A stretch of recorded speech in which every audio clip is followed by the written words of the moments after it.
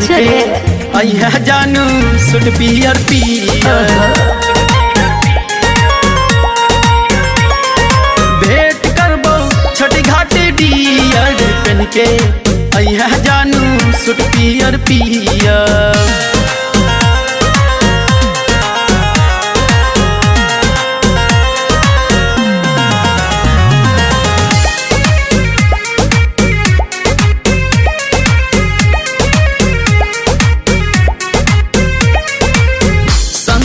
आई है केकरो आई है अकेला, तोरा हम घुमाई देबो छठी माई के मेला।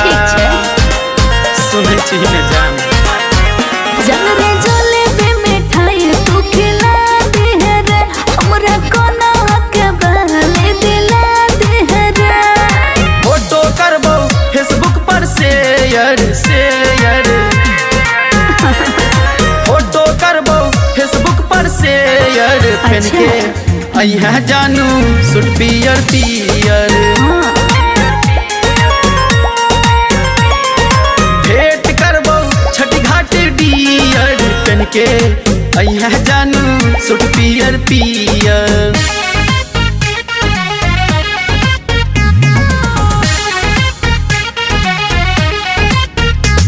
Music by Mantu Manish.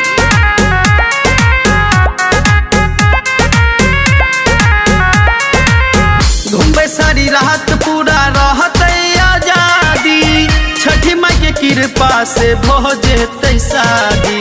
अच्छा और नृत्य की सुना सुना ना बायर फन सब दिन प्यार करी है रे। अच्छा। हमर हंसे खुशी जिंदगी में बेकार करी है रे।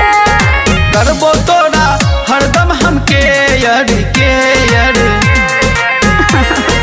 करबो तोरा हरदम के यार पहन के अइहा जानू सूट पियर पियर।